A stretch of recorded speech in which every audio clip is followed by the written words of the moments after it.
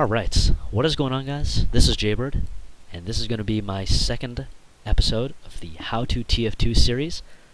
My first episode, if you didn't watch it, was just a very broad episode focusing on the basically getting started, setting up your game, what your HUD's going to be like, custom HUDs. I wanted to go over PREC, how to record, and then send me demos, because these are demos I'm going to need for this series. And I want to thank everybody who sent me a demo so far. This is going to be a pretty long series. I have no set number of episodes, so it's going to go until I run out of ideas, and there's so many things to talk about this game. It's very diverse. So, you know, I'm not sure how long it's going to go, but I'll definitely be able to use all the demos sent to me so far, and probably any demos sent to me afterward as well. So don't hesitate to send them, and I promise for anyone who has sent me them so far, I will get to yours. Just bear with me, there have been a lot. Doing what I can to look through them, give meaningful feedback personally to those people, and be able to make entertaining and informative episodes for people on my channel. So getting into it, my second episode, I wasn't totally sure what to start with, because I wasn't sure where this series is going to go, if I'm going to start getting more in-depth as things go along, but there are definitely things you need to start talking about first if you want to start delving into other aspects of the game. And when I was looking more at the foundation of the game, I thought to myself, well, there's things like movement, map awareness, teamwork, coordination, team comms, so many different things in this game. But when it's all said and done, while TF2 is a team-oriented game, you need coordination, things like that, cooperation to have success. It is also a super heavy deathmatch-focused game.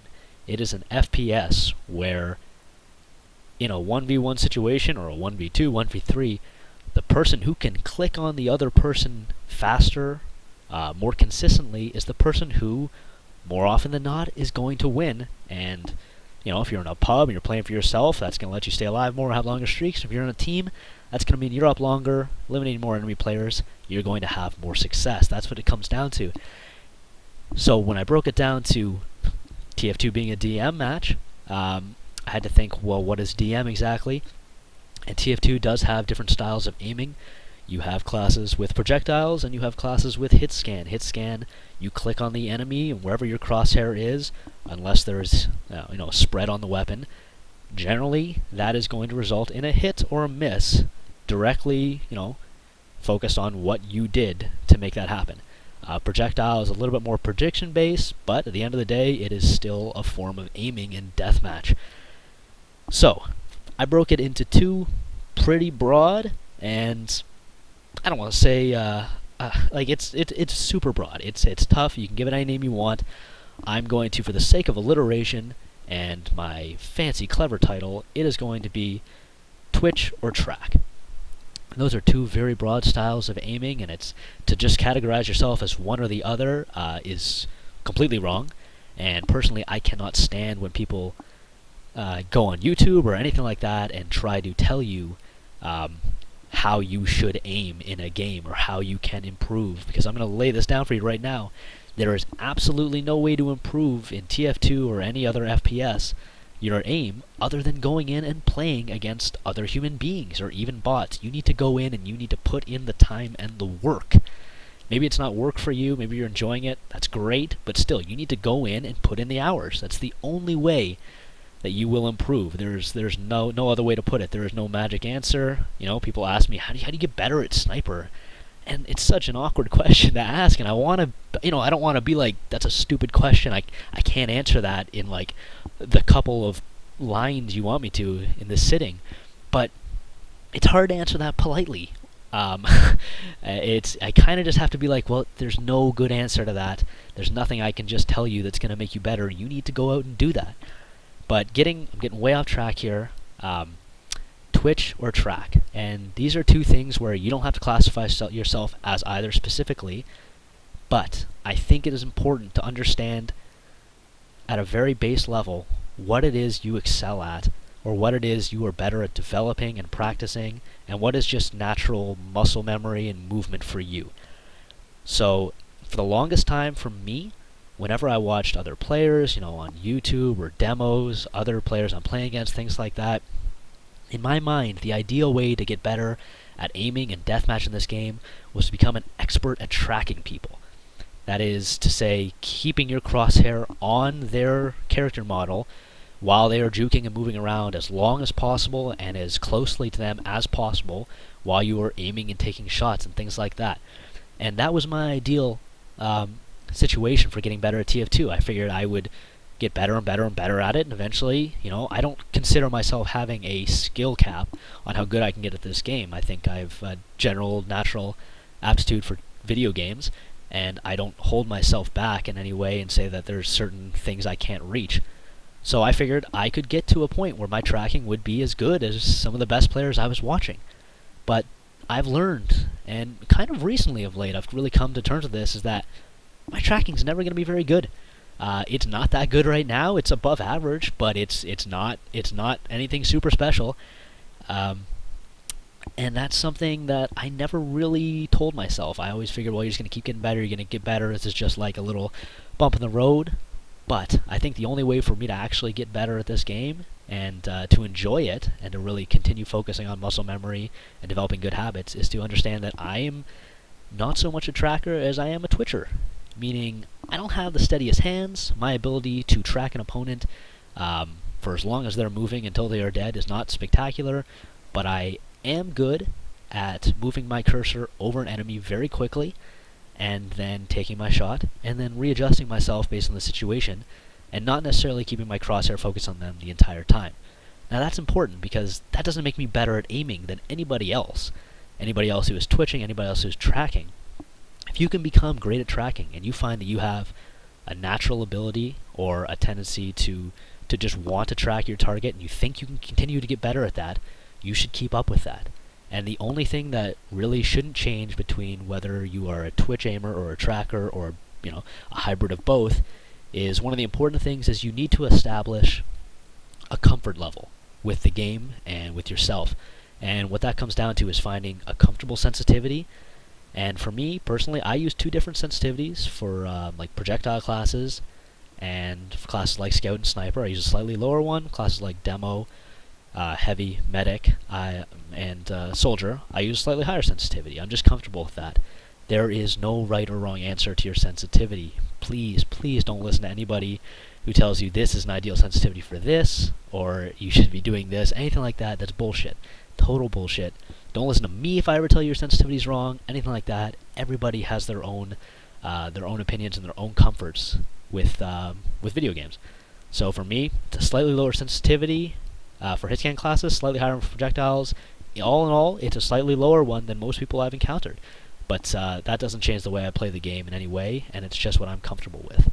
So I think that is the base thing that cannot change between if you are tracking or twitching sniper. You need to have that comfort level, because the important thing here is that you're establishing a foundation on which you're trying to improve and which you're basing your gameplay and your movement into your future with. So you need to understand, okay, if I'm a twitch or a tracker, this is my comfort zone with sensitivity, whatever mouse I'm using, my setup, and there's so many different factors that go into it. Once you have that all sorted out, you can then go in and play and put in the time and let your muscle memory build up and let you just get into good habits, and before you know it, your game will start to evolve right in front of your eyes, and you won't have to rely on other people. You won't go looking around for sensitivities or ideal configs, anything like that. You're going to have your own game and your own style that you can be happy with and you can improve on, basically daily. You're gonna hit bumps in the road, things like that. But the important thing is that you have that foundation.